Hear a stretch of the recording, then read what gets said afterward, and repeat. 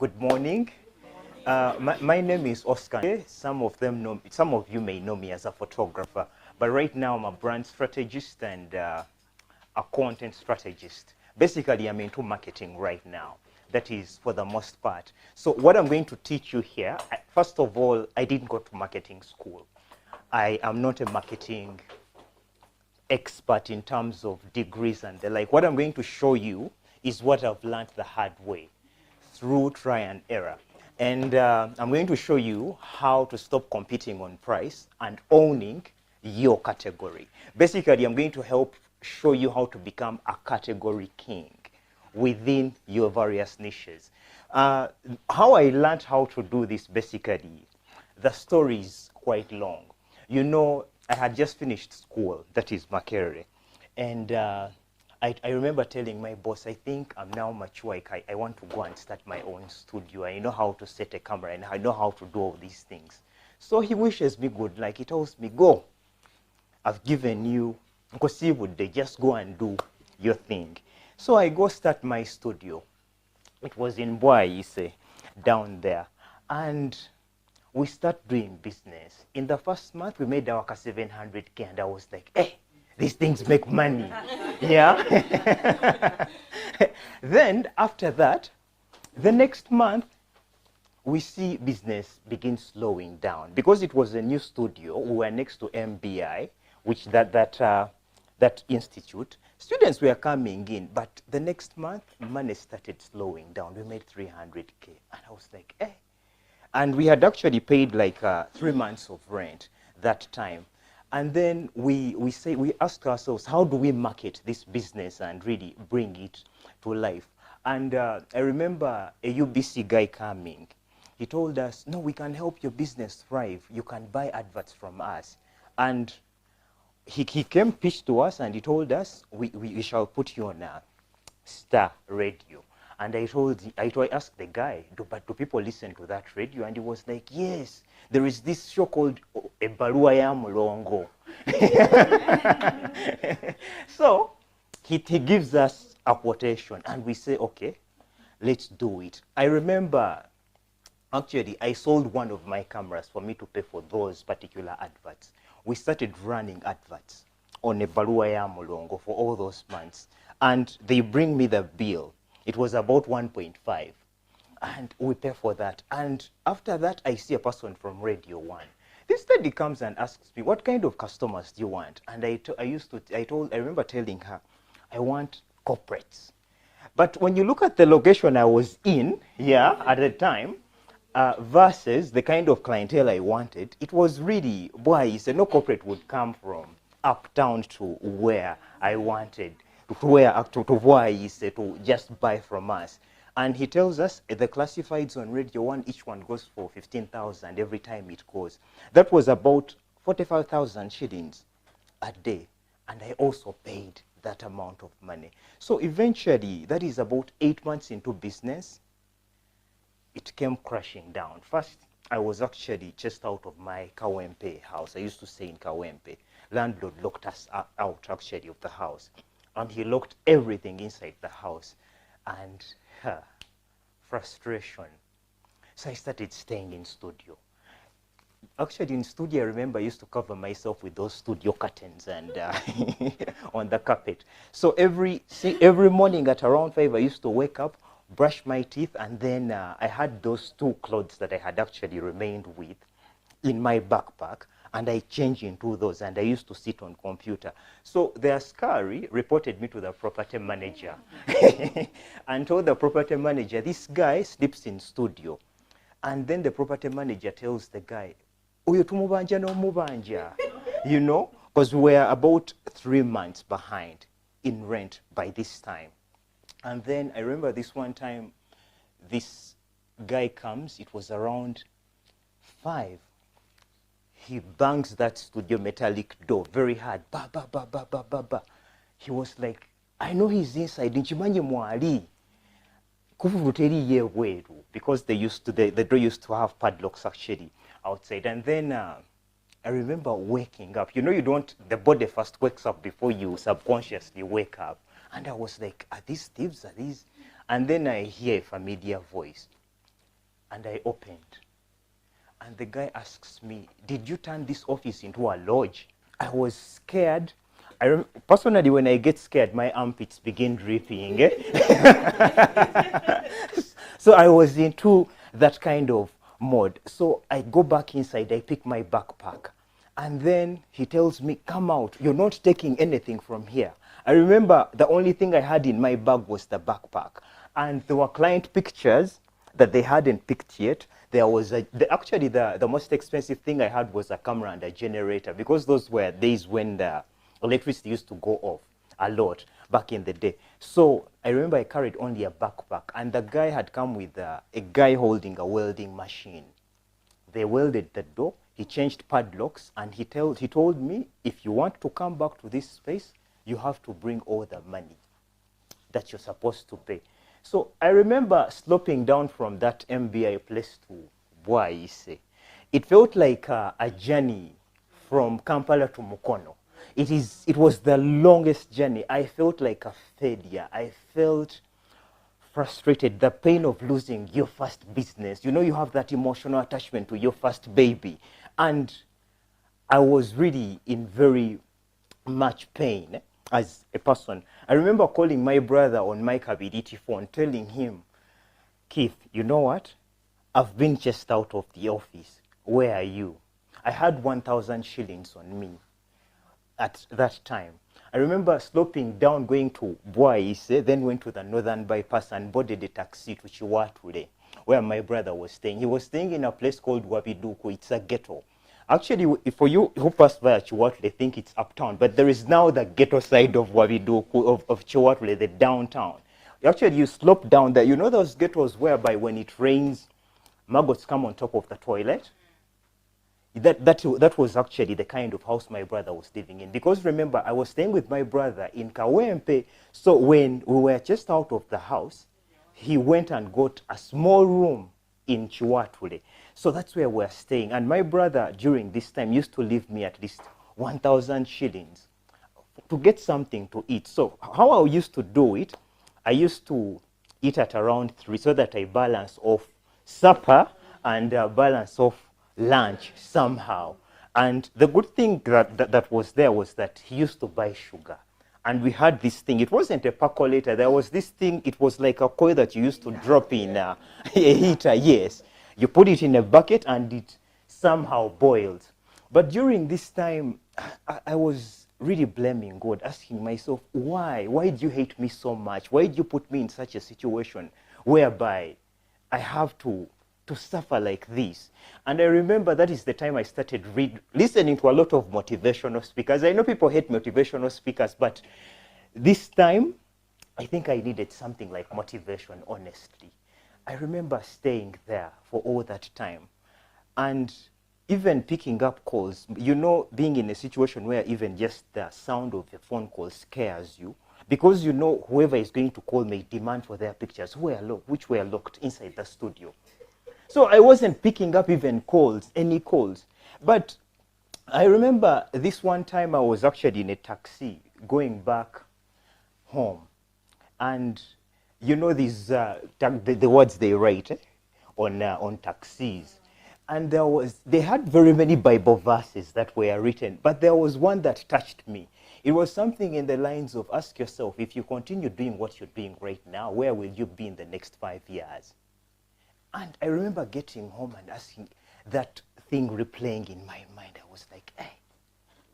And maybe having actually listened to a lot of motivational speakers, there was a guy called Zig Ziglar. Actually, within one of the motivational speeches, he was like, the window that brings in bad luck is the same window that brings in blessings. So I was like, I'm going to pick up every call that comes. So this one time I get a call from a girl. This girl had a very beautiful voice. And she was like, hi, Oscar, we saw you take very nice pictures. I have a wedding in such and such a time. Please, we would want to meet you. Here I was, I had no office. So I called my brother. I tell him, you know what? There is somebody who has been calling me that they want a wedding. They want actually a meeting with me. And I don't know what you're going to do. You're going to call Maria and tell her that I may need bail money in case I'm arrested. Maria is a sister to my mom. And I remember the day I had actually agreed to meet this lady. I met the lady in a place called Bukoto, Chisiram area. And I sat into that room and I saw a Harrier Park, a Prado Park. And guess who came out? It was a bride I had shot, whose video had not been delivered.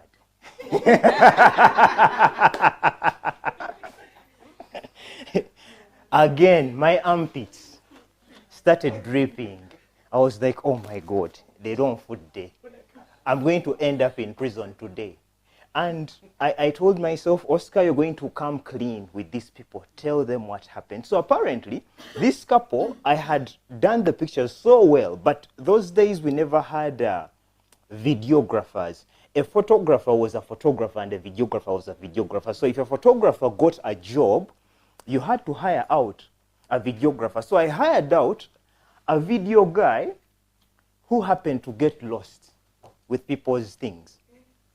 And I called the guy, and the guy switched off his phones. I went to church where I met the guy. The guy had stopped praying, all that stuff. So I told the couple the truth. And the lady was like, Oscar, at least you've told us. But we had a brother who had a camera. He did some videos. But do you think if we gave you the tapes, those were days of tapes. If we gave you the tapes, you can do something about it? And I was like, yes. So they shared the tapes, and I did slideshows. The lady was pregnant. I had a camera there. And the mother-in-law was like, do some pictures of your pregnancy. And we did some pregnancy pictures there and then.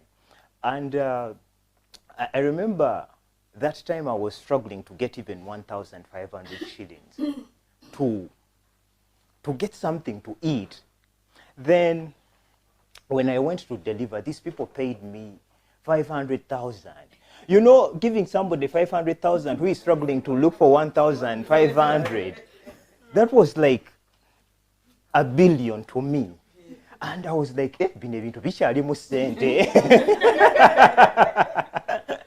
So I remember when I went to deliver, they had a house around Fairway Hotel, that street. And they sat me down. And the gentleman told me, Oscar, you're very talented. I've not seen a good photographer as good as you. I've not seen a person who knows how to talk to people like you. Like, there are very many photographers out there who are not even as talented as you, but are making more money than you. Why don't you put yourself right? And I remember, actually the couple is called Christine and James. I remember them asking me, yes, we all actually have businesses that have struggled, that have completely failed. You're not the first one to lose a business. You are not. So get yourself back up and start working again. I remember the gentleman asking me, where did you start? Did you start with a studio? And I told him no. He told me, go back into employment. Go restart your life. Cut this ego thing of you wanting to be your own boss. Go back to zero. So that's when I decided to go back. And I got a job at a studio called La Grande. And within that time, I started posting on Facebook, slowly by slowly, you know. And I remember naming my page Wedding Photography by Oscar Ntege. That was the name of the page back then. I started posting. So when I was working under that studio, but I used to post the pictures on my page, and I used to credit the studio, you know. Photography by Oscar Ntege on behalf of La Grande Studios. Because I know Ugandans don't read, they never even read that it was even part of La Grande. For them, because they saw it on my page, they thought there were projects actually commissioned to me, you know. And then slowly by slowly, I started feeling the page. So this one time I got this one inbox message that changed my entire life. It was from a person called Steve Jean, the proprietor of Phenon Records. He was like, Oscar, hi, how are you? My name is Steve. Actually, his account is called Steven Producer. You won't find Steve Jean on. So I see Steven Producer. I thought it was a fake account. And he was like, hey, this is Steve Jean. I saw some of your work, and I think I love this. He sends the pictures. He loved. He told me, I have a project. Please come at Phenon. And I was like, I don't know where Phenon is. He asked me, do you know where Club Obligato is? I didn't even know where Club Obligato is. And then he asked me, do you know where Sylvia Worry is? I was like, no. And then he tells me, get a border, tell the border guy to bring you at Club Obligato. When you get there, call me. So I go to Phenon Records. In fact, that day, I went to Phenon Records. I remember I was living in Namungona. If you know Namungona Kukasawe, where it floods when it rained. And I had these white sneakers. Because people had told me, that guy is very clean. So here I was, stepping out. It was raining really heavy. And somehow my shoes were a bit damp. And you know the scent that comes out of shoes when they're, So when I got to Phenon Records there, you know, it's a studio, you have to remove your shoes. And I was like, Jesus Christ. I removed my shoes. And then as I was putting my shoelaces right, I was like, no, let's go and use the office. And I was like, oh, a sigh of relief.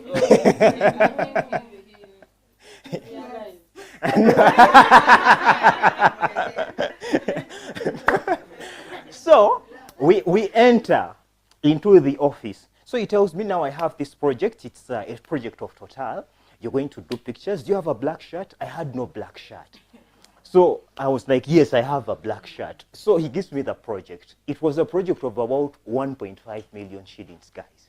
And then I remember that day, I called my OB. I was like, Muganda wangu, inawe mitwale ebi, did you have 20,000 shillings? And he told me yes. He sent me the money. I went to Owino. Now there is actually that structure. I remember those guys who used to put shirts on those rails of the trench. And I bought a black shirt. So went back to Namungona on the day of the shoot we shot. When I went back to deliver, he was like, Oscar, these are very nice pictures. Then he told me, I want to have a look at your Facebook.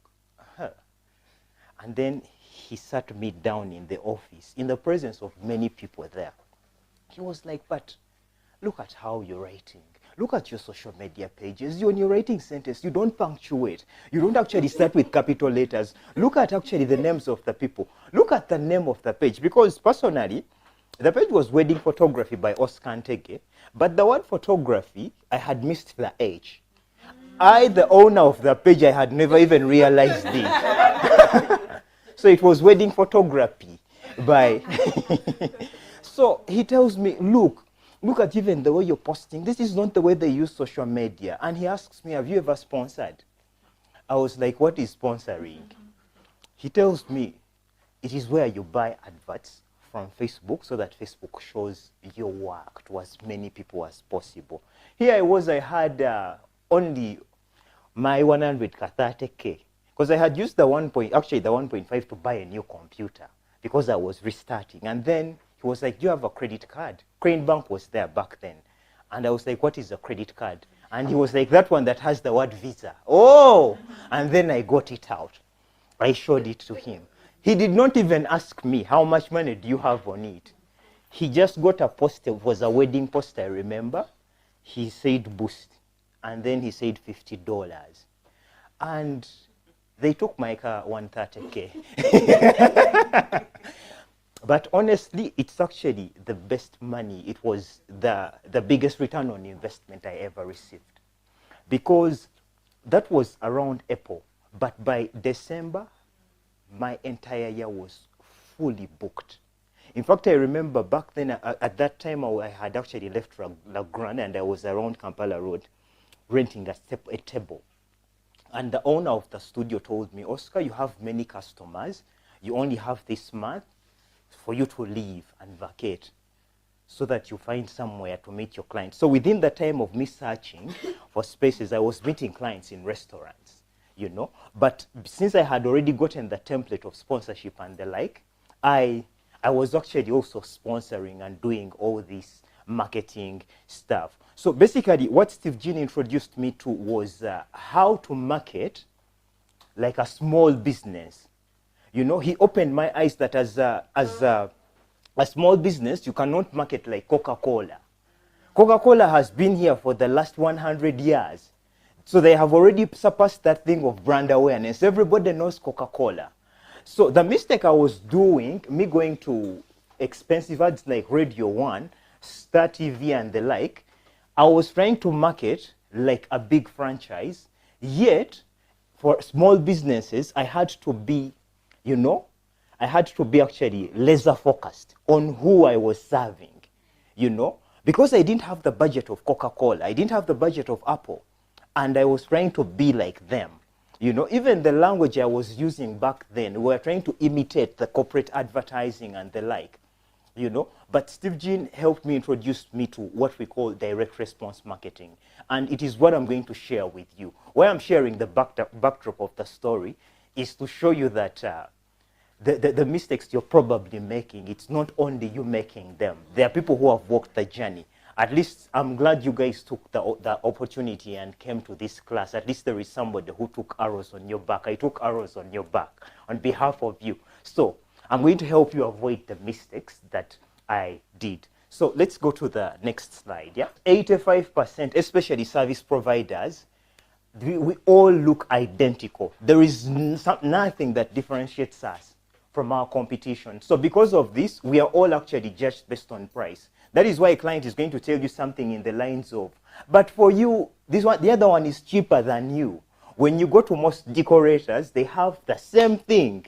You hire actually gear from different people's, accessories from the same people, you know. So how are you going to be different? Next slide, please. Let's look at what branding is in the next slide. Branding is what people think when they hear your name. Branding is the promise you make and keep. So if you say that we deliver high quality services that is timely, are you delivering on that promise? If you say you're going to deliver bespoke wedding planning, is it really bespoke? Yeah. What branding is also the problems only you can solve. So within your business, what makes you unique? I'll give an example in my own business. I was doing a lot of high-end portrait photography. And the problem I was solving, it was a confidence issue. And if I'm to go into the demographic I was serving a 27 to 45-year-old woman. Those are the kinds of people I was serving, because at around in the 40s, inbox messages are little flattering you, that you're beautiful, you're that. And if you look at my captions, how I was captioning even my thing, I was speaking to that woman that we are going to pose you to the last finger. Whether you want a small waist, whether you want your arms small, whether you want this, we are going to pose you. Don't worry about that. We shall guide you onto the outfit. We are going to get the confidence out of you. So I was talking to that thing in my messaging. It was the problem I was solving was an esteem problem in my photography. I wasn't selling pictures as frames, but my messaging was about that. And when you look at even my demographic, it is that same person that comes to me. And it was also intentional, because that was the demographic that had the money to spend on how expensive my portraits were.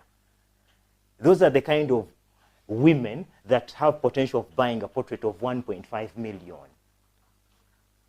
You know? So those are things we are going to look at. Then, why do clients choose you over cheaper options? This is what branding is. Yes, please. Are we going to get those slides, or should we? You're going to get the slides, definitely. Yes, but you can also write so that you engineer it into your subconscious somehow. Let's get to the next slide, yeah? Okay, now, these are the 4 pillars of branding, and these are going actually to help you also in what kind of content you're going to be producing for your brand. So we have positioning. So who do you serve? And what transformation do you deliver? That is your positioning. So ask yourself, we're going to get into details of each of these pillars. Yeah? Then how different are you? What makes you different? Then do you have any proof? This is where we are going to look at how you're going to ask your people to write for you Google reviews. Google, how many of you have Google My Business account? Only 2? We need Google My Business accounts. for each one of you that is here. You don't need a website to have a Google My Business account. That is actually the most despised social media platform that brings in business now. It takes long to optimize, like 6 months, but once you optimize it for the first 6 months and you get reviews running, when somebody Googles your service, you're going to come in the search results, even if you don't have a website. And this is where we're going to talk about how to get proof using that. Then you have, what is your personality like? This is where you have soul. You bring in soul to your brand, because everybody, corporates have this, corporate companies have this. But this is where you as a small business can beat all of them. But even now, they know how to do it. That's why you're going to see anybody who is going to buy a Tesla, they buy it because of Elon Musk. Even corporates know it. They bring in an attractive character. Whoever is buying, actually, an iPhone, they're buying Steve Jobs. You know? And they are buying those people because they think they are among that class of people, the Martin Luther King Jr.'s, the Nelson Mandelas. Everybody that buys an Apple phone, they think they are different. But it all comes back to what we are talking about, to branding and personality. That is how Apple did it in their Think Different campaign. It is the same way Adidas has the potential of selling you shoes at very extraordinary, those big prices, because they add personalities. They have the Michael Jordans, they have all this. But in our small businesses, we don't have the money to bring this. So you're going to become the attractive character of your brand. And we are going to get into details on how to build that. Let's get into the next slide. So let's look at pillar number 1. Now, 1, you're going to stop trying to serve everyone and start actually owning a specific transformation. Choose who is that, your customer avatar. Who is that woman you want to serve? How much money does she make? Yeah, yasoma kwenkana chi. You know, where does she hang out? Like, it's not even just about locations, it's also about psychographics. Because most people, when they're targeting, if actually buying adverts on Instagram, they say Uganda. They don't look at psychographics. Psychographics are things like, does she use a credit card? Is she well traveled? Is she well exposed? That way, you're going to avoid customers that are going to stress you out. Because if you don't know who your customer avatar is, you're going to attract the wrong customers. So this is where you're going to sit down as a business owner and say, who is my customer avatar? Everything you do, ask yourself, my customer avatar used to be called Jennifer. I was like, will Jennifer love this?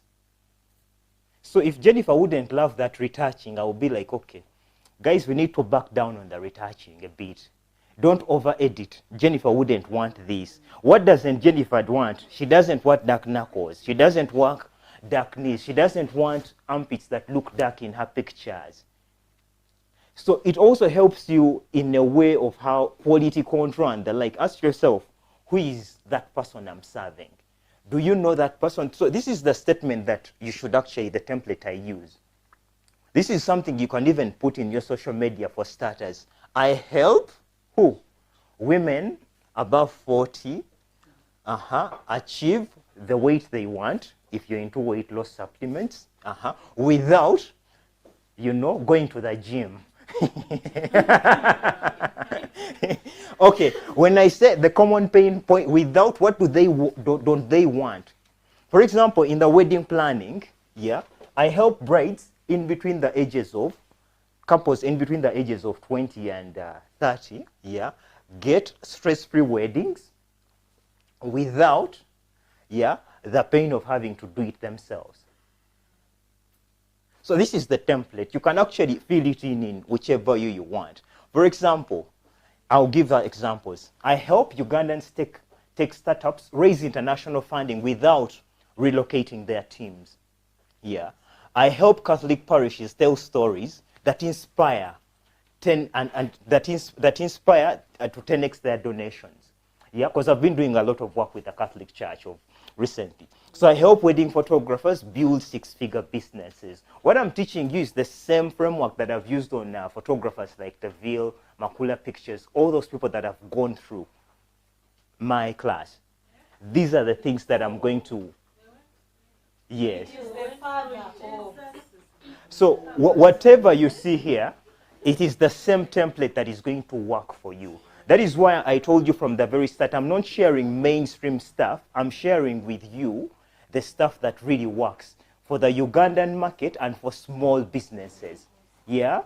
So let's get to the next slide, please. Let's look at pillar 2, which is the differentiation. This is where you look for, some people in the marketing language, they call it a USP, unique selling proposition. What makes you unique? I'll give an example of Angie. Yeah? Angie, in my opinion, what makes her unique in her, I'll talk in terms of decoration, it was her creativity. Because she's indeed bespoke. That when you come for wedding decor, she's going to give you something that is unique you won't find on Pinterest. Yes, I'll talk about eye candy. Eye candy came in with this glam, Pinterest style kind of vibe. And that is her differentiating factor.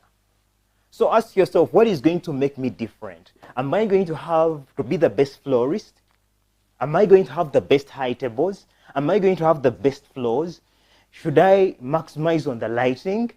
What is going to make you unique? So here I have, this is weak. Most people compete on this.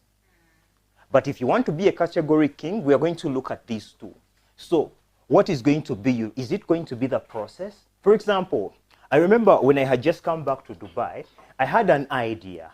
Yeah, only that I had an idea of doing pictures for children, portraits of children, confidence building pictures for children. But I wanted to have a unique process. If God had given me, if I hadn't gotten busy into marketing. So my process would have been like this if I were to do it. I would have gotten a red carpet.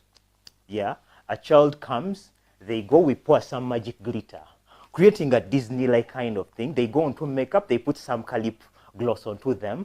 Then we go onto that set, which has Cinderella vibes. Then we have another one that has Frozen theme. And I have all these dresses in different sizes of Cinderella in different colors and the like.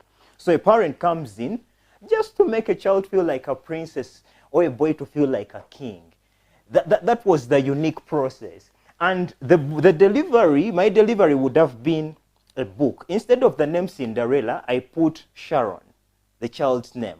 So that becomes a good night story book some parent can read to their parents. So this is what would have been unique beyond the pictures, because everybody can deliver a photo book now. But what makes you unique here?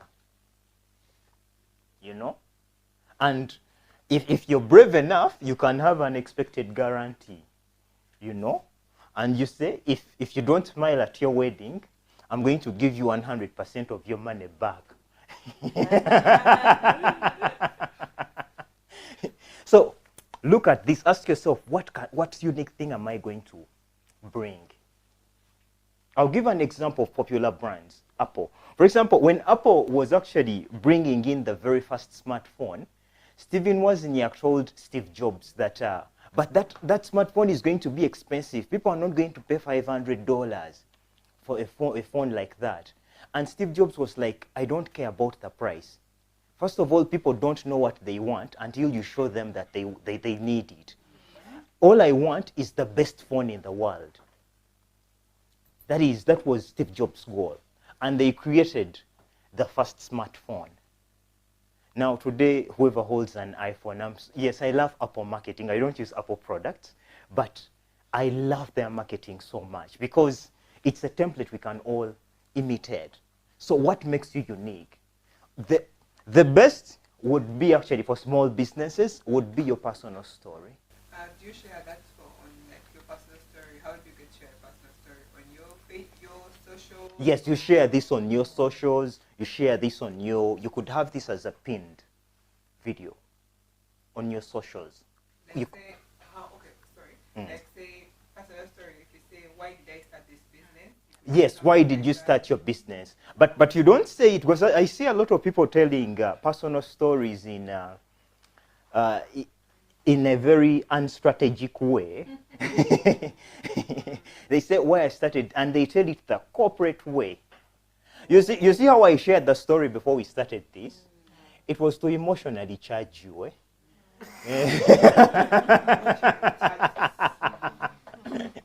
So that is the strategy. Because if I had started with facts, you would be yawning. You know why you're invested now into the presentation? Because I started with a story. So when you're pinning actually your personal story, pin it at the top. Let it be a pinned story, because that way people feel like they know you. Yes, they relate with you. And of course there is a strategy for writing all that stuff. Only that this lesson may not allow us to go through how to write a touching story, how you show the internal and external emotions and all that stuff, learning the story structure that sells.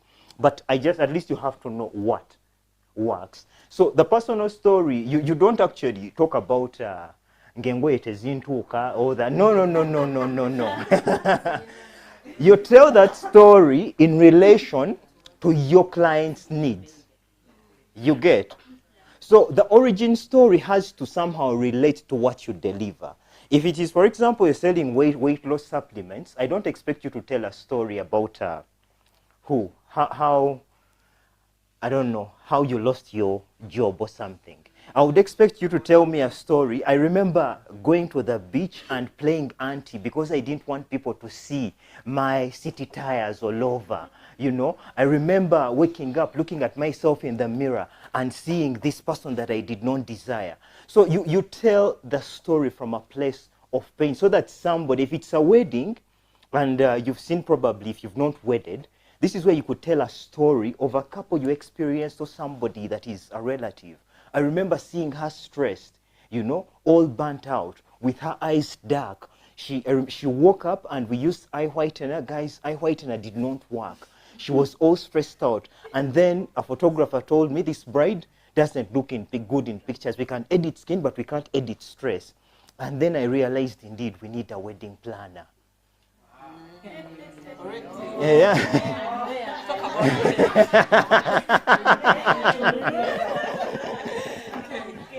Yeah. Okay, now she's asking me to talk about cake as a baker. Now, what pain points do people want for baking? Usually, cake is visual. You get, because you will, people assume if the cake looks nice, it's tasty. So, and you say something like, I remember going to this wedding, everything was done very, very nice, and then when it came to the cake, oh my God, the shape was crooked, it had all melted, and when we got to this, it was all that. So you look at all that stuff, and then you say, that is why we started doing what we call fine art cakes that have It is more than just a cake, because everybody does cakes. But we want to give you a masterpiece that is going to complement your whole wedding decor. I've gone to Dubai where people do photo shoots of cakes. You know? So you tell your story from an emotional, but how does? Because we maybe you're all ladies, you could tell me you were dreaming of your dream wedding as a child. You have that whimsical kind of the fantasy wedding. You sell the fantasy, especially in the wedding business. Yeah? So, I don't know, do you want me to still go through this? Yes. Yeah? So we have, yeah, what method, what makes you unique? You know? This is where you can actually tell your story of when, for example, our cakes, our wheat comes from such and such gardens, it gets such and such temperature, then it goes into an oven. This fire is actually timed. We just put there and approximate. It is timed, it is a particular heat, it is that makes it feel, this person. It is about selling sophistication in a way. Yeah? You could actually look at Miss Kemi's page. Take time to read the captions, if possible. You know, you see that language? That language is going to attract those high-profile customers you people desire. Yes? So we get into the results nobody else gets. These are all ways that you could. So it's up to you to look. Look, again, don't look at that, please. everybody is going to say best quality, faster delivery, all this. Because I remember there is a school we were doing marketing for. It's called the Stonebridge School. It is in Chira. Every school was marketing. We have a conducive environment. We have the best teachers. We have all this. And the unique selling proposition we gave these people was something in the line of, are you a parent and you're tired of waking up your children in the wee hours of the morning just to take them to a quality school? That is a unique selling proposition. You know why? You're talking to the pain. No parent wants their child to wake up in those wee hours of the night. And it's also a selling convenience to the parents. You know, they don't want to wake up at 4 just to take a child to a school. So every school is going to say we have the best teachers. We have the... What is going to make you unique? Yes. Now, Stonebridge, when you say that you don't want the parents to wake up, so what do they do that the parents not have to? Now, they were selling convenience to the parents around Chira, Bolindo, Chiwatule, and all that. So that you don't have to drive all the way from Kampala to Green Hill, Kampala, for a quality school. So it was about proximity. And when you look at actually the Chira population, Chira right now has close to 800,000 people, middle class. You know, that is middle class, people who have money to spend. So he looked at the demographic and he was like, okay, I think I can market from this angle. Instead of marketing, we have this marketing to people from Machindi. He zeroed down to the people in Chiwatule, Chira, Bolindo, Nigeria, and Sasa. So that is the unique selling proposition, because everybody is going to claim best quality. Sit back, think, what is my unique selling proposition? What is going to make me different, really? Yeah? I'll give an example. In my wedding photography business, back then when I was shooting weddings, I remember my unique wedding selling proposition was fun wedding photography. I was the first photographer that brought in brides jumping up in air. You know, I had couples, instead of actually the groomsmen carrying the bride, I had the bridesmaids carry the groom, you know. I had very odd, crazy things. I had brides laying down on the floor, you know. Actually, photographers were like, but you're only going to get youths and young couples. Before they knew it, I had major generals. I had ministers. You get, eh? Because if you go into my Facebook page and look at posts from 2011, you're going to see, you know, it is about finding. Even in maternity, I still came up with a unique selling proposition when I was doing maternity portraits. So, I don't know how much time do we have? You have time. Okay. So let's say like the general thing you're selling is photography, but you have various categories. Exactly. You have child photography, you have maternity, you have wedding. Yes. Does that mean that for each of those categories you have to come up with a unique selling point? Exactly. Okay. You have to come up with a unique selling proposition for each of them. For each of them. Yeah? Then let's look at pillar. Maybe what you should also tell them that while looking for this unique proposition is that you also have to be mindful of it takes time. Definitely. Because you come up with it and say, how come I'm not making money yet? Oscar said, this is what we're supposed to do. It takes time for people to understand that that's your niche. As he mentioned, he's talked about 2 great brands, Eye Candy and Pink Coconut. I could wake up and start doing Pinterest weddings. She could wake up and start coming up with unique weddings. But if you understand your niche and you stick with it, you'll find the client. Like for me, my clients, South Sudanese, Indians, they come to me because they are sure I will give them something that they have never seen before. Yeah. Okay, just again to expound on that, in terms of the quantity game, it says that in order for somebody to trust you enough, they're supposed to have seen you at least 7 hours. Yes. So you know the quantity of content that goes there? But we're going to look at a good content strategy as well. Eh? Don't worry about that, yeah? It is up there. Yes, please. When you say know your category and own it, but at the same time, let me say you're starting. I'm starting, I want to have a certain category of clients.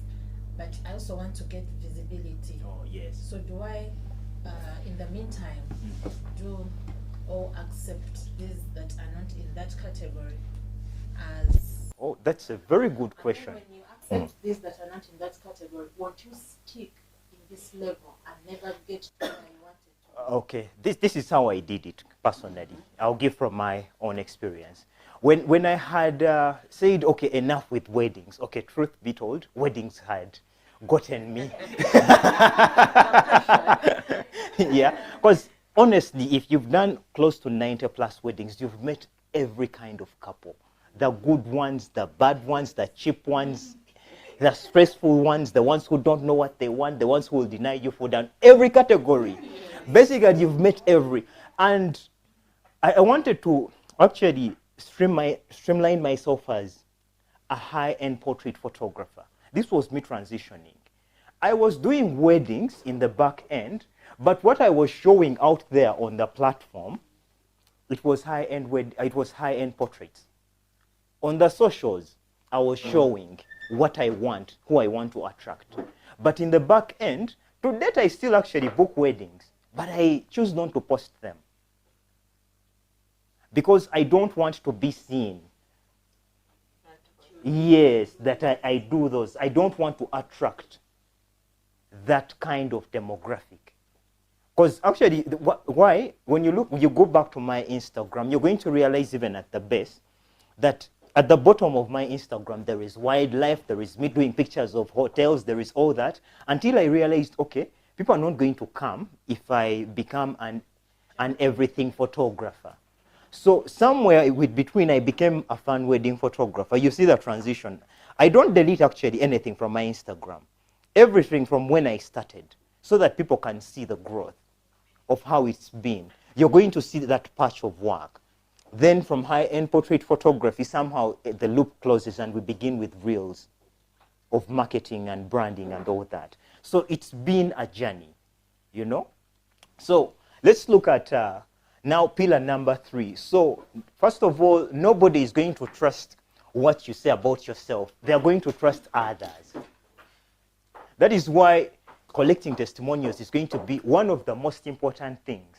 And here, if you don't have testimonials, yeah, you see how Miss Kemi is going to post Ella's wedding, for example. You do a case study video on that without taking the credit, and you're like, hey, today we're just going to talk about how, you know, this lady pulled off such an amazing wedding. You do a case study video on it.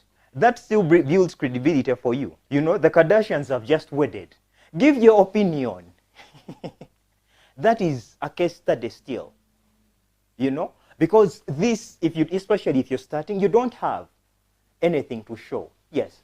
Case study, you're meaning someone else talk about Kemi's. It could be you. Talking about how. Yes, about how nice it. Yes, you get an event and talk about it.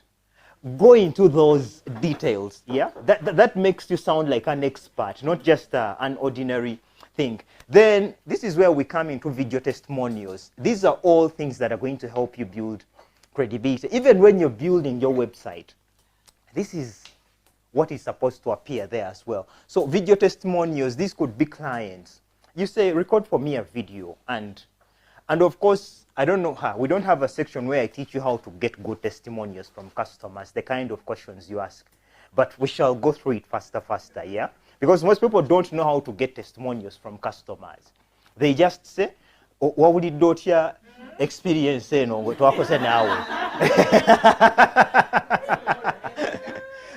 You know, and you know what your friend is going to do, because maybe they love you so much, they wish the best for you. They're going to say, oh my God,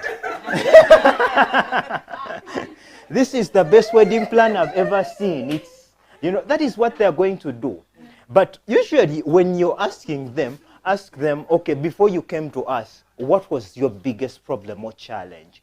And they're going to go in the lines of, before I came here, I had a big problem. I wanted actually a stress-free wedding. I didn't want anything to do with this. I didn't want to do, my budget was this and all that. They list all the problems. Then the next question is usually, where did you try? That is where they're going to throw rocks at your enemies on your behalf.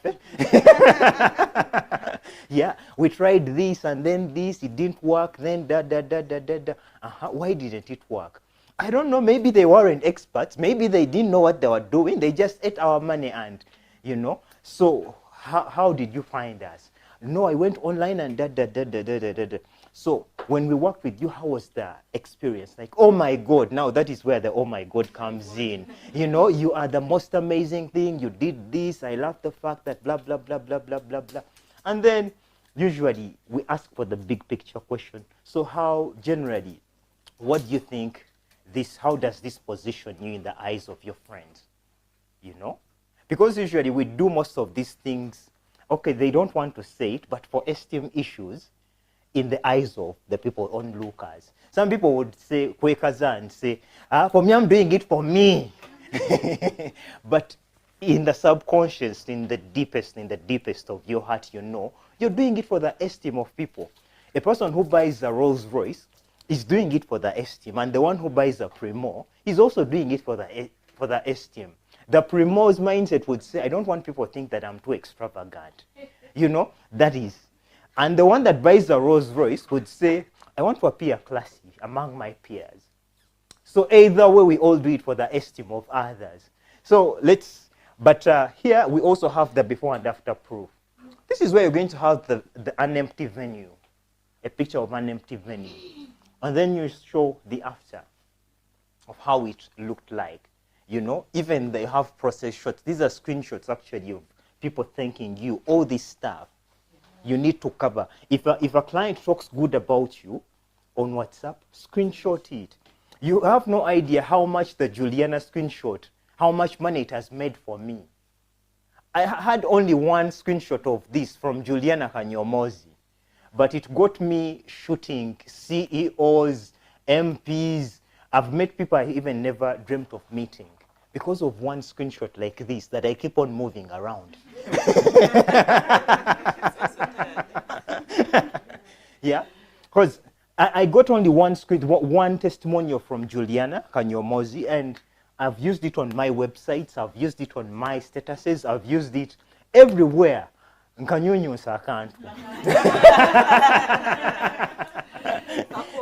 So look for those, yeah? Then on your websites, for example, if you get a chance and you work with a very high-profile client, use their logos. If you've worked for DFC, you go pause, at least in front. Pretend that you're pointing. Directors do it in Hollywood all the time. When the day they call the press to talk about their release of the movies, a director stands in front of the cameras, and he points. And a journalist captures that moment when he's pointing that he's directing. But it's all choreographed, guys. Yeah? So if you get a chance and you've worked at, for example, with Phenon Records, with a big brand, you go and, direct and let your content creator do it. It looks real when you look at other people's socials, but truth be told, it's fabricated, guys. We are going to look at pillar number 4. Now, your personality.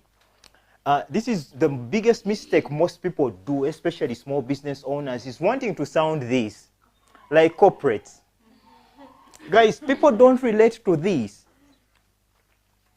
And you know why corporates write in this kind of language? They want to impress the shareholders. Yeah, and they have big budgets. They don't want to be relatable. They want to impress their shareholders. And I remember reading a story of an advertiser who wanted to keep an account of a particular corporate brand. So this guy had a puppy. These people were selling actually dog food. So what the creative director did, for every advert he produced, he made sure that dog in the advert looked like the dog of the CEO of the brand. And they strategically positioned a billboard to where the CEO passes almost every day. As a service provider, imagine you did a wedding as well. Or you saw your friends who did weddings and they had, you come up in the lines of, I saw this bride cry while walking down the aisle just because the decorator had said she was going to remove all the items from the wedding venue because the husband had failed to raise the balance. Yeah? So this is, yeah, that is a problem you've stated. Then what did you discover? Then I discovered a different way. The different way I discovered was getting a wedding planner, because a wedding planner became a shock absorber and gave the service providers assurance that, hey, you will be cleared. You get how we are driving into that. Then I built a system that works consistently. This is where we are going to come into, you're going to find a way of naming your system something. Yeah? So what unique name are you going to give your method? For example, I was doing portraits, but mine weren't just portraits. I used to call it the dream portrait. Let's imitate from Apple. Omuntu alina iPhone, when their iPhone is there and they want to tell you, hey, please send me my phone, they don't say, please send me my phone. They say, please give me my iPhone.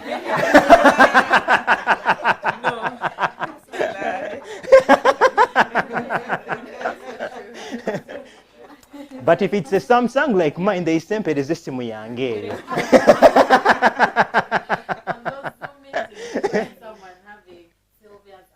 See? Exactly. So what am I trying to say? What name are you? What makes your system unique? Yeah, and what name are you giving your system? For example, you who does cakes, what are your cakes? Are they forever after cakes? Find a name and you give it. Yeah, our cakes are blessed. That's why people actually argue about the pastors that sell pens. You know, but because they attach meaning to a pen, yeah, it ceases being big. It becomes a miracle pen. So what are you adding to your method or to your product to make it unique? Actually, iPhone would have just said this is an iPhone. I remember looking at, there was actually, by the time, who saw the iPods? Did you guys? Yes, the iPods, for example. Dell, the computer company, had a much better product than the iPod. Because the iPod had even battery issues. It could not even last a day. But Dell had actually a particular MP3 player that could accommodate close to 10,000 songs. The iPod could only take 1,000 songs. But why did the iPod sell more than the Dell MP3 player? It is about how they named their thing, you know, and how they marketed it. Because the marketing of Dell was like, this is a 3 GB MP3 player, its battery life is this. But you know what how Steve Jobs marketed the iPod? Have 1,000 songs in your pocket. But ideally, the Dell could even accommodate 10,000. So it all comes back to, you know, what names are you giving your systems? How are you positioning them? So now, let's look at number 4. Now I help people like you get the same result. This is actually the similar story structure you need. So these are things that you're going to fill in. Okay, what problems do my people have? What are they going to discover about you? You know, what systems have you built? Or is it unique that works consistently? So here it could be your methods, or you could actually give it a name. For Miss Kemi, she gave it bespoke. You know, the word bespoke alone makes it feel, you know, luxurious. Now I help people like you. This one, people gives people that it's not only her, you know. It builds a bit of social proof. When you look at this is all typical psychology. Then here is proof that it actually works. This is where you bring in your customer testimonials. And this is actually the flow of your website.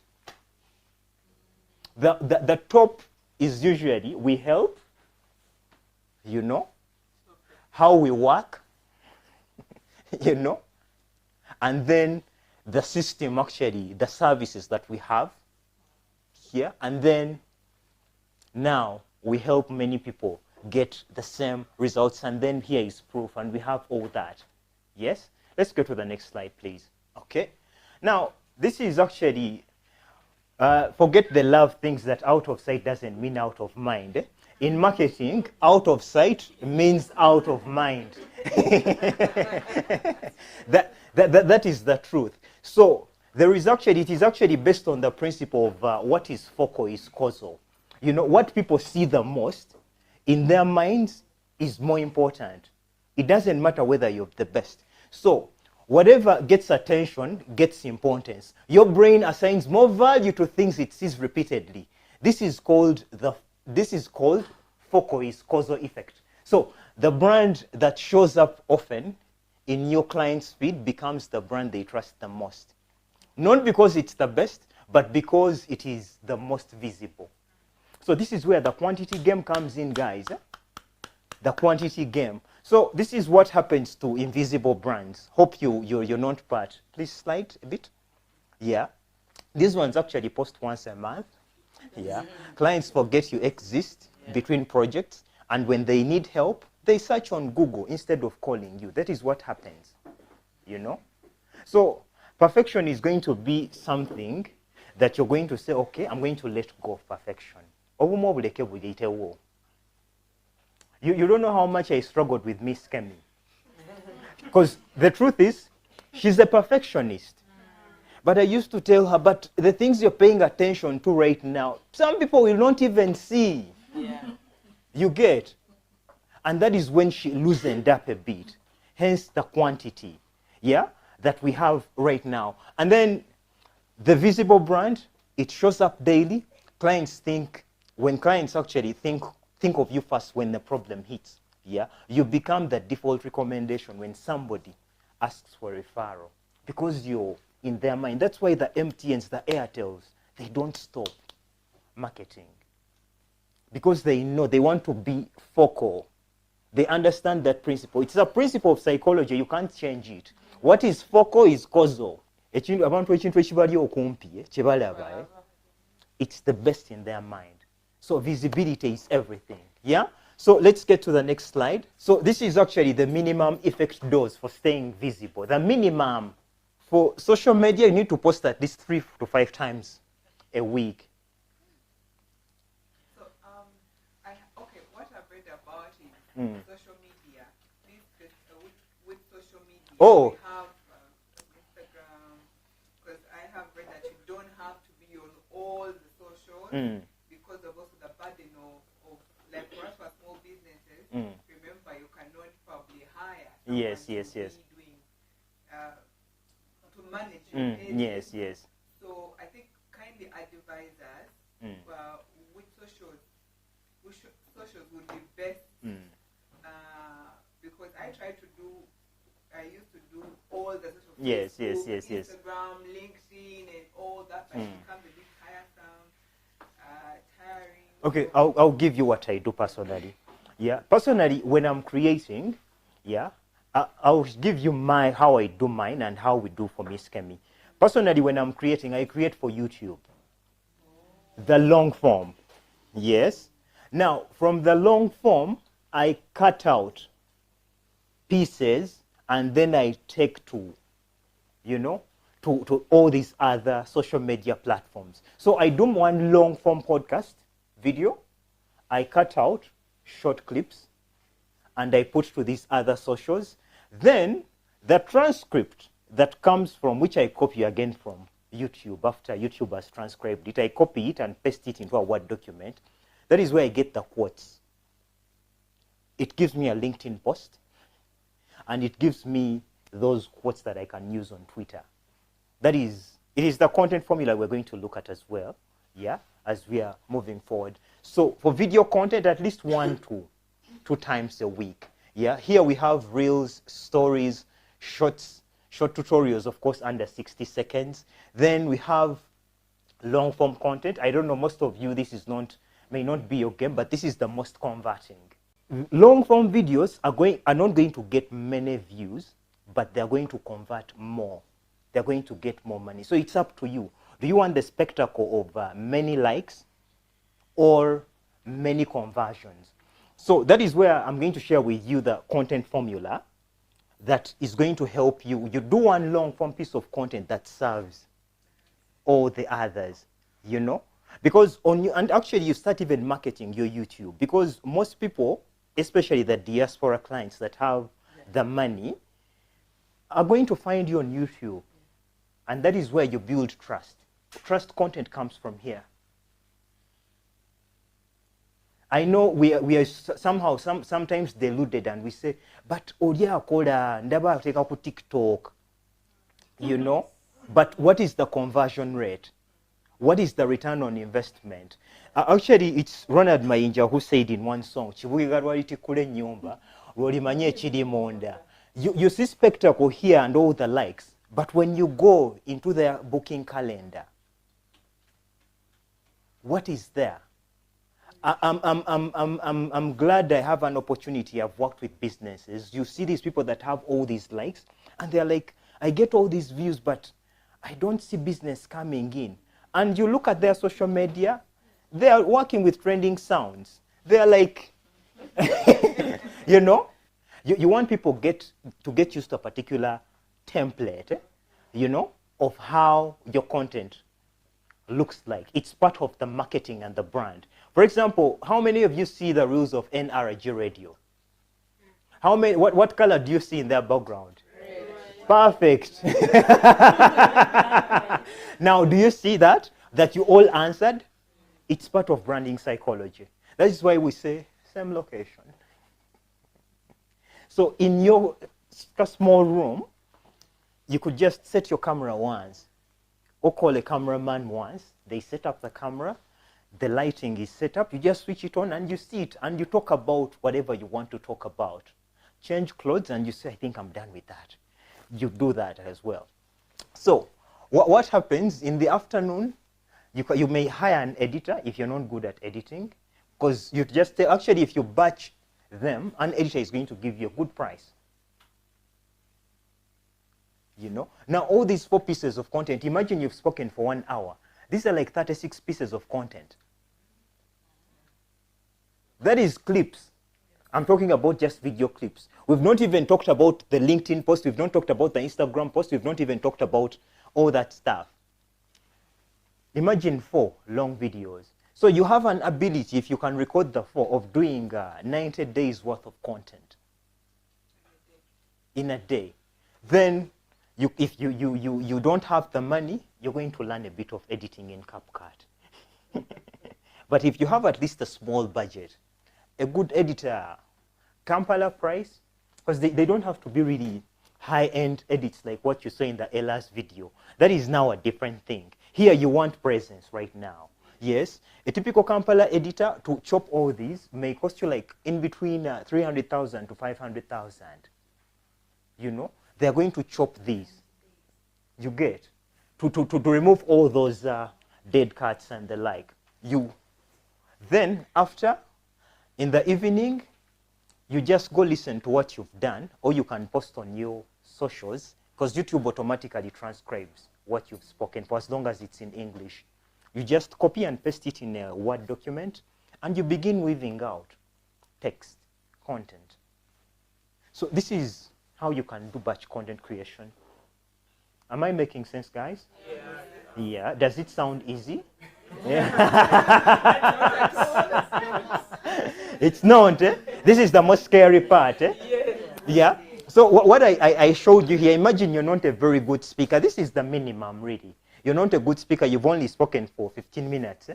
You're lost for words. At least you can get 30 pieces of content. People who are camera shy? You can do voice.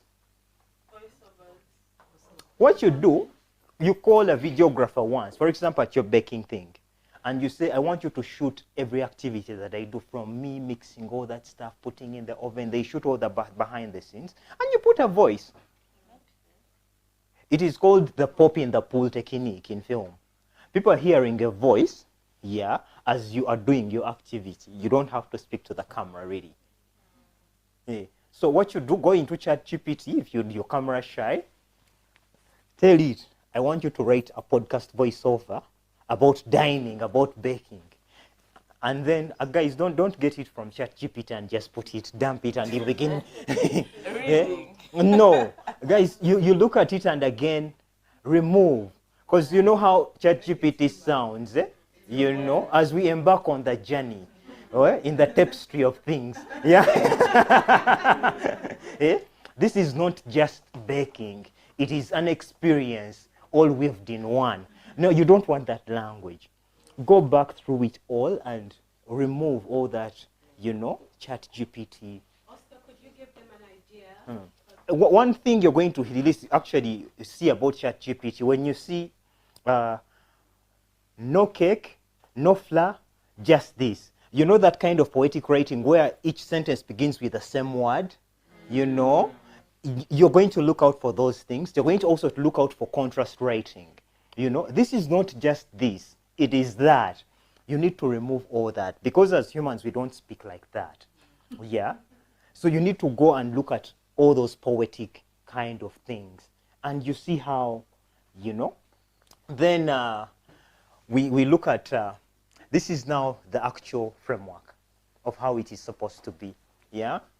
So we have the one long form video. Yeah, that is actually your pillar content. Yes. From that long one form video, we cut out 3. Yeah, which we use on Instagram, 3 or 10, whichever number here. It depends on how long it is. The longer, the more clips you're going to get out of here.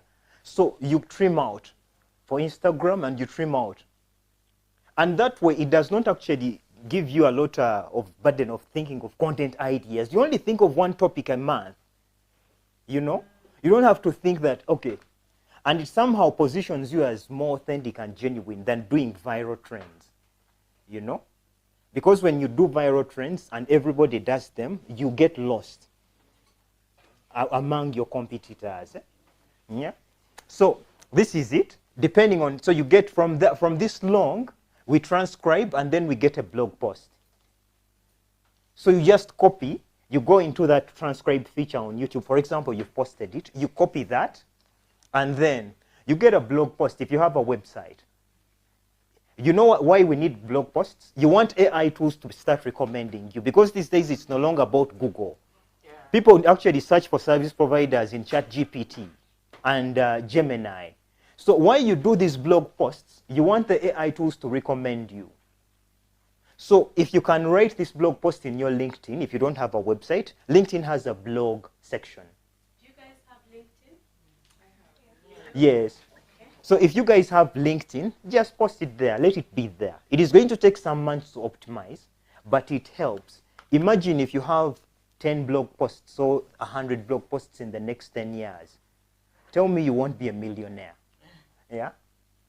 So this, you won't see the return on investment right now, but I look at this as an investment into the brand so that AI tools can somehow scavenge and look out for you when people search. Yes? Sorry, I'm not so now learning this. Because when you say blog post, maybe explain that. Okay. Oh, okay. A blog post is this. It is, you see, like, how many of you know the New Vision, the feature articles, whereby they bring this tailor or this person who is famous and they write a full article about it? Now, that is a blog post, but in hard copy. So, digitally, how do you, what is that blog post? When you go onto LinkedIn, there is somewhere that has newsletter or blog. I don't know whether you've seen that feature on LinkedIn. Now, that is where you get that long form piece of content and you paste it, but you format it. Don't just get it from YouTube with all its timestamps and you dump it there. You format it. No, you say this is the headline. You put sub-headlines. You write like you're writing an article about that particular topic. Yes, please. Okay, so of course you encouraged me to get onto LinkedIn, which I did. But then I noticed that LinkedIn, when you put videos, it doesn't carry far. Once again, because you taught me once again to see what other people are doing. Yes. So if, for example, I write a story, rather than putting pictures, can I put a link to TikTok or YouTube, or LinkedIn doesn't? Is it a jealous? Actually, LinkedIn actually is a bit lenient when it comes to sending out external links compared to other platforms. It is not, yes, it's more lenient. Actually, I've got more viewers from my LinkedIn to my YouTube, and I've not been penalized. I still get the same amount of followers. But why I usually ask the actually blogs, for them to write blogs, is for AI search engines. Yes. Now, Gemini, ChatGPT, Claude, Meta are going to recommend you courtesy. Yeah? Because you're not doing it to get business now, but to be recommended. And it helps you with authority. So it's going to be a LinkedIn article and a LinkedIn newsletter. It is the same thing, actually. Yeah? And it also helps you appear in Google as well. Yeah? So from that, you get... Do people still use Google? Yeah, there is a big... Actually, Google is still the biggest search engine. It is. Yes, it's still the biggest search engine. When you follow these 4 pillars, that is what they call a content strategy. You hear marketers say, we are going to give you a content strategy and the like, you know, but this is what they're talking about, you know. Each pillar is going to give you endless supply of content. So underneath each, positioning and all that, you could find topics underneath of these things. I don't know whether you want us to go back through this. We looked at all these. You're going to look at positioning content, share who you serve. It could be stories about your customers that got, you know, that had specific problems. Tell their story. This could be a full podcast, you know. So basically, the framework is this, yeah? You see how I started my presentation? For every podcast you're going to do, for everything you're going to do, you're going to start with a story. After the story, we zero down to the strategy, and then you go to the tactics. Every self-help book you're going to read out there, it has that framework. Every. It starts with a story, then it goes. I love calling it the pastor formula. Yeah? Why? Because pastors use it a lot. Yeah? So basically, the Musumba will tell a story. Yeah? I used to drink a lot. Yeah? I was this bad. All that stuff. Yes? And then I met this man that showed me such and such a way. That is the strategy.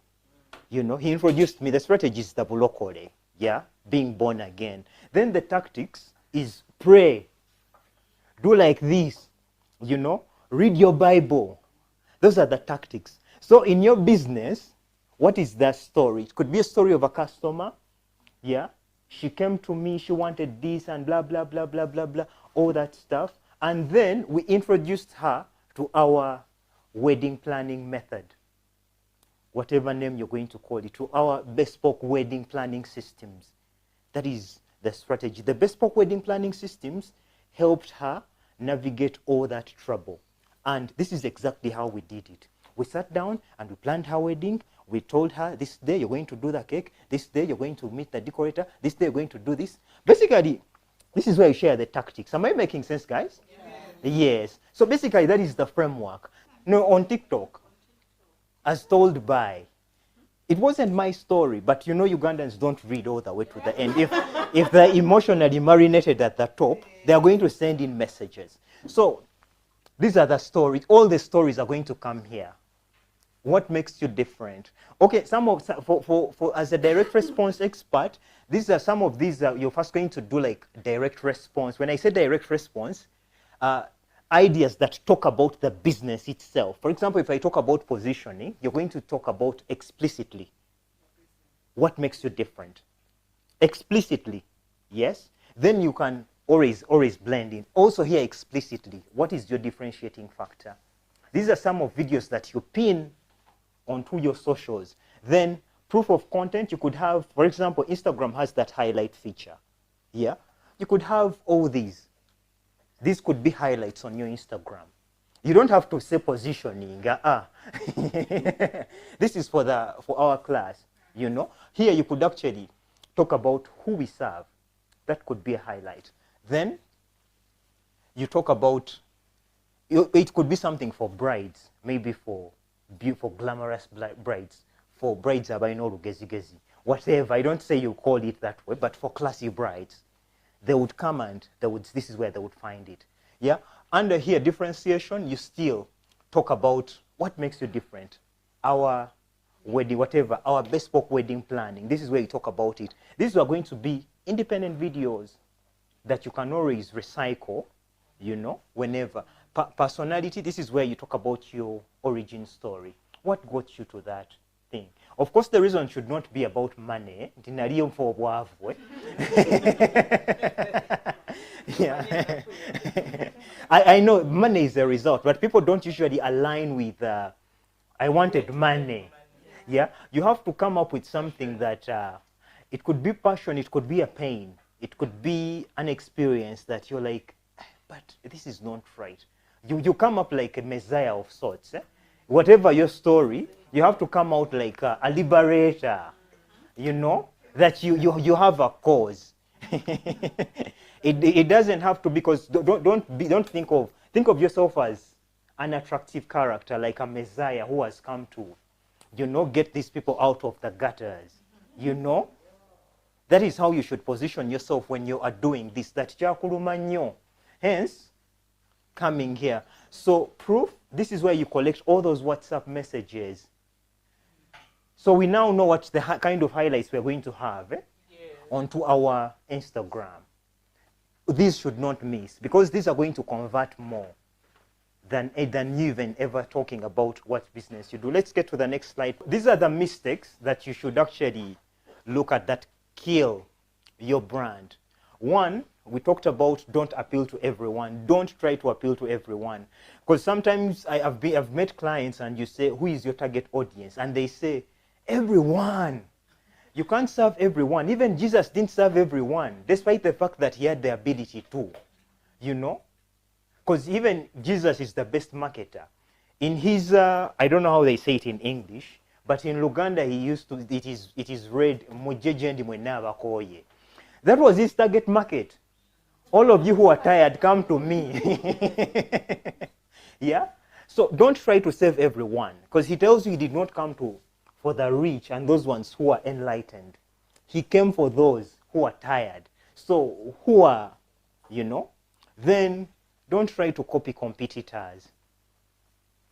You're all going to end up being in the same, you know, looking alike.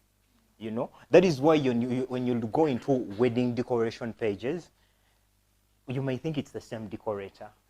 Yeah. That is what is happening, because each one is copying the other. In our photography world, today, David is the most trending photographer. And when you go into their photography pages, everyone wants to do the color correction David does. In fact, everyone has bought a lens that David uses. You know? That is what is happening. And what happens? The market is saturated with similar stuff.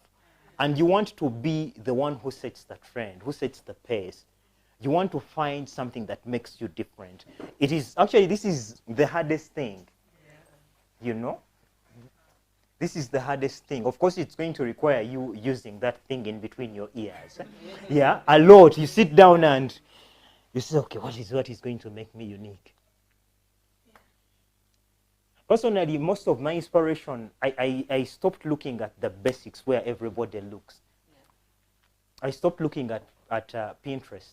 I remember I used to Google Chinese photographers, Korean photographers. Because there is that part of the world that does extraordinary stuff, but for us who are using GPS is the internet that we use, Europe and Africa and all that we don't know. In fact, I have the Chinese version of TikTok. You can only see it on computer. You need a Chinese number.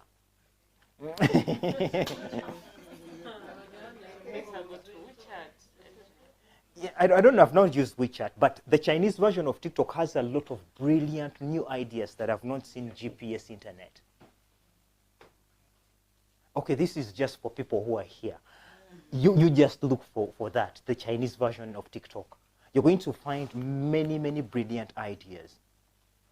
Because everybody is going into the same source. So, if you don't want to be, you're going to look somewhere else that other people are not looking. This is where you're going to look for old magazines from the 90s, before internet was popular. You're going to find a lot. So, here hiding behind corporate speech. I know this was actually very hard when we were working with Kemi. She's naturally well-spoken in the corporate world and the like. But telling her, people think at a P3 level. People think at a P3 level. So if a P3 person cannot understand, you're not going to convert. Because to people, you don't sound smart. To people, you sound like you're talking at them instead of talking to them. That is what happens. So you tone down your English.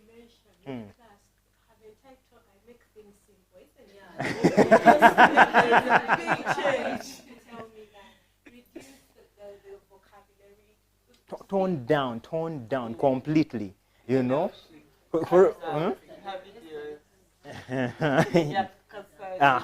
So you tone down the corporate slang, corporate speech. I know most of you probably are from the corporate world. It is somehow instinctive. You're like, okay, corporate jargon, it sounds natural to you, but to a person, yeah, when a senior 6 dropout is not going to comprehend. They have the money, yes, but because when you speak at a low tone, at rather a low level, a professor is going to understand you and you're going to tap into a bigger demographic. Let me just ask, I don't know if it will make sense. Okay, for example, if you're wedding planning, yeah. What I know, like, Yes. I don't know how you can, I know maybe they want the help of wedding planning. You have a concept, and I don't know how you can sell to them because I don't know, because I feel like they might need the service, but because yes, they have the money, I know like some of them they have the money, but how do we, because of course I understand that we need to have our kind of clients we are appealing to. But English speaking. Yes. I don't know how. I understand where you're coming from. The truth is, the concept of wedding planning in Uganda is still virgin, is still new.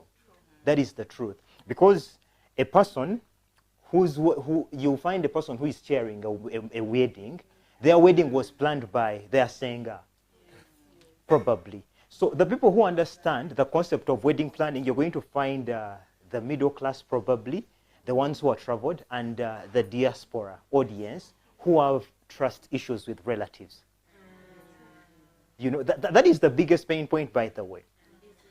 Yes, and very extremely busy people. Those are the 3 demographics. Because I remember, for example, a great copywriter asked a question. If you were to start a pizza stand, which kind of people would you sell to? If you were to start a pizza business, who would you sell it to? And people rose up their hands and they were like, I would go to the middle class. I would go to such and such. And the answer was one, to a hungry crowd. So when you try to convince people, showing them the importance of wedding planning, in my opinion, that is not your demographic. They don't understand it. Look for the hungry crowd. Yes. It's where Jesus asked actually a question. Why do you seek the dead among the living? Yes, please. Yes. One time someone shared, she's an interior designer, that when she had just started and she had not also professionalized the business, she ended up teaching an interior design course to a client. Yes, like you end up defining what is event planning. You see what we are doing here? You end up doing all that to a client in order for you to convince them to buy from your business. Because they don't understand. Actually, she's right. Yet you're not supposed to do that. This client is supposed to have an idea, know what they want. You help them to bring it to I think you as people in the wedding planning business, you also have to do your work. I remember us in photography. When we came into photography, I remember a wedding plus videography was just 600,000. A picture was 2,000 shillings. And honestly, you could not break even. And I remember me coming with Steve, and when you look, he told me, I think you may have to educate people and show them the value of this. My Facebook posts were about how to pose for pictures, just to show them the pain and all that stuff, and training other photographers. Because I have a YouTube channel that was training photographers on how to edit in a high-end way, on how to do all that stuff. So that if photographers saw their value and how difficult it is to execute high-end work, they would charge more. Today, photographers charge over 10 million shillings. You get. But it didn't start that way. You know how many pieces of content I had to put out? I have, I think, close to 300 pieces of content. I did workshops of photographers, free photography courses, just to change the mindset. I remember us sitting, I started the very first photography group and put in all photographers that were in Kampala. We went and met at Centenary Park. We told these people, at least guys charge 800 for pictures alone. My goal was not to get each one of them to charge 800,000. It was only to get the 10 people to accept. And once we got the 10 people who started charging the premium price, that is when the whole entire industry changed. You know, but it takes again us working together as people in the wedding thing and saying, okay, how many high-end people do we have?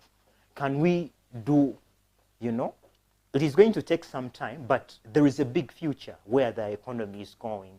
People are beginning to understand, at least with the quantity of content that is being put out there. And when you see very many wedding planners, that is a good signal. People are going to find it trendy, you know, to have a wedding planner. You know? So what you have to do is to attach a bit of status. When you're doing your marketing, show a beautiful bride. You could start your hook with something in lines of Banange. When you hire a wedding planner, oh my God, you get the most beautiful bride. Look at how beautiful this bride is. She doesn't have any stress. Her pictures look amazing. Oh my God. That is the kind, so people find it like hiring a wedding planner is like practically having a blue check mark, you know, but in real life. Just like people in the restaurant business, for example. People in the restaurant business, a person who goes to Cafe Javas, they don't go there because they are hungry. It's status. Yeah. and it is intentional because it's the way they have marketed it. A person who goes to Mediterranean, they're not going there because they are hungry. No. It is sophistication, it's status. So how are you going to make wedding planning a status symbol? How are you going to make your service, whichever service you provide, a status symbol? You know? And I remember the days we were doing weddings, clients used to emphasize, abantu bo bambale uniform. You know why? Because they wanted the logo appearing. These people have worked, Oscar Ntege has worked with me. You know? At the end of the day, when you look at our clients, it is spectacle. It's about spectacle. It's not even about the actual need. Spectacle that I've used this one. So that is why I told you, when you get a chance, as whichever service it is, and maybe you dine a celebrity, you could ask for a picture. Yeah, today we dined with. You know, I was at DFCU, I met the CEO. Fellow rich people are going to see. It may not get the likes, but when you meet people of authority and you have an opportunity to ask for a picture, get the evidence, because you're looking for spectacle, guys. For me, it is actually Irene Ntege that got me into the celebrity thing, because I used to watch Irene Ntege perform back in the day at Jazzville before she went mainstream. And because I used to go every Thursday to Jazzville just to watch her sing and the band, she told me, you do pictures, I'll one day come. So when she joins Swangs Avenue and becomes this star, She came at our Plaza back in the day. It was even a small room like this one, just partitioned. We didn't even have a makeup section. She was very, very humble, and she was like, okay. In fact, we sat her just next to where they serve tea. That these ladies that actually walk with, give tea in the structure. And then they did her makeup, and we did pictures of her.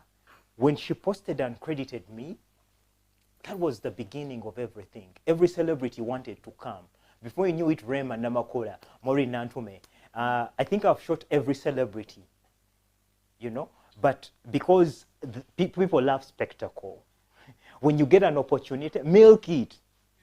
Like the way I milked the Juliana testimonial. Milk it, you know. And that is where you should have your Google links, yeah. The Google testimonial links ready. Actually, at the pin, you say, you copy the link, paste it in WhatsApp. Please click here and give us a review, what you think. Don't send them to go Google and this. No. Get the link, have it there, your Google My Business link, your Google profile link, and ask them, please give us a review of what you think in WhatsApp, you know. But don't do it randomly. After the wedding, for example, you say, oh my God, you had a spectacular wedding. Oh my God, you were such a beautiful bride. I don't know how you chose your service providers, but everybody was on point. Your gown was on point. Oh my God. You make me want to redo my wedding. By the way, how was your experience working with us? No? Click this link and tell the people here. You get? Because what you do, you first marinate, yeah, and then they'll feel the need to reciprocate with a good testimonial. Because it's a game of psychology. And you may even have just a message template. You don't have to overthink it. You know, write it before. But don't go to ChatGPT. Add in sprinkles of Luganda. Mwana gwe, it makes it human. Yeah? So we go posting once and disappearing. Okay. This is where I usually advise people, if possible, there are very many young people. If you can spare like a 400,000, like a 300,000, buy a spare phone, yeah? Log in your socials and give this chap a task to post. If you don't have the time, give them a task to post, at least be present. Oscar, now that you mentioned testimonies, we had put a slot for that. I don't know if we'll get a chance to get a few from. I always feel like, to give a good testimony, you need a breather. Some people say you need to do it immediately. No, you do it immediately when people are still in the marination zone. So maybe we'll do a few during lunch, and maybe when we are done with Oscar's in between there. Then we're also encouraging, because Oscar is still here with us. If you can, whoever is feeling a bit hungry, if you can go and pick up something quickly to eat, that's okay, because lunch will be at 1 o'clock. We still have an hour. Okay. Okay, should we continue? Yes, absolutely. Okay. Now, this what I advise, look for like a 200K. It could be even your sister. For as long as they speak good English, they know good grammar and the like. Yeah? Task them. I'm going to give you Micah 200K, Micah 300K. Your task is to give me 15 posts every single month. You know? And they're going to post. And what you do, stories, if for you people who have income, actually walk-in customers, stories. At least 10 stories every single day. Instagram stories bring in leads. If you do business now. Then Reels are going to help you build authority. You know? That is the catalog you're building for your socials so that you're discovered on the socials. Then these, actually the carousels, are also going to help you get more people visiting your Instagram and the like. So basically get that person spare. Look at it as, a salary you're paying someone. Because sometimes social media, yes, it's demanding, very demanding.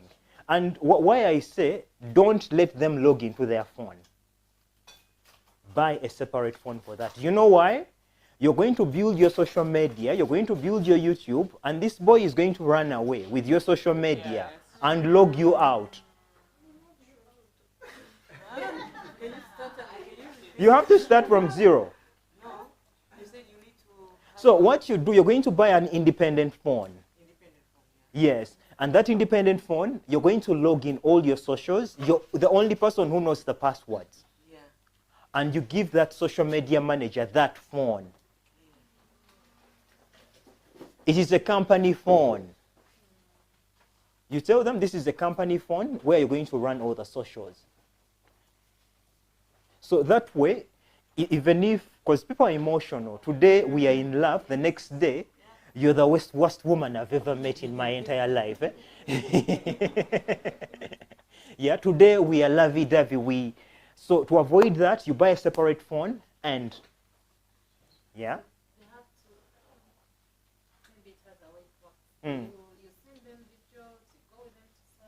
No, they become your employee. They come actually on site and do some reels where possible. Or maybe every Monday, your busiest day.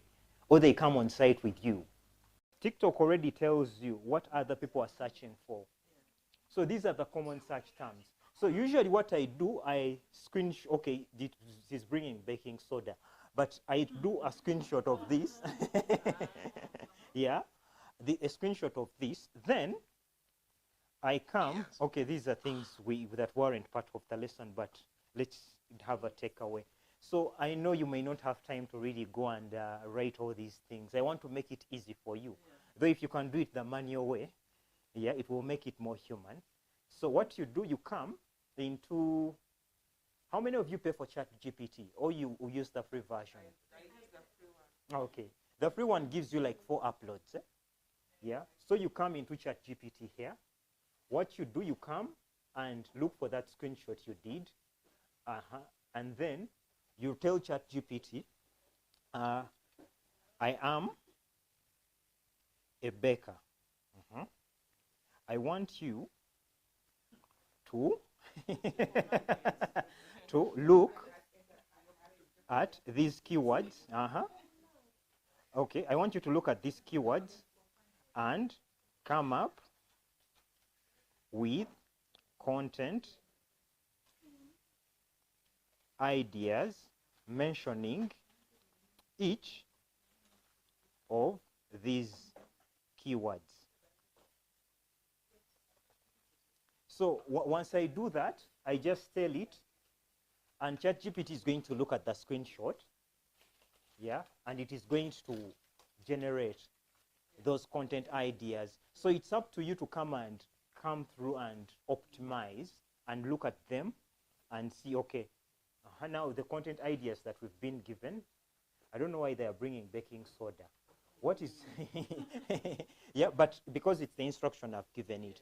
But the trick is, look at the keywords and weave, yeah, which ones actually are people searching for. Yes, now, right now I think when the AI now is telling you. Exactly. So the AI, what I feel right now, people should start learning on how to use it. Exactly.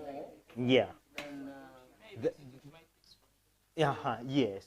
You know, you do all that because now AI, like she said, you should learn how to use AI. Though the paid version of ChatGPT gives better results, honestly, than the free version. Yes. Yes. It gives better responses. Now, you see, because if this is edited in AI, because clients won't know. For them, they're looking for results. So if you have a paid version, it will even do all this. What I'm trying to say is that we are learning with all those Yes, yes. But now AI has turned Exactly. everything. True. So what should we learn more? Okay, right now I think, okay, she's asking a question that we are learning all these things to do with branding and all that, but everything is becoming AI. You're going to learn how to use the AI tools.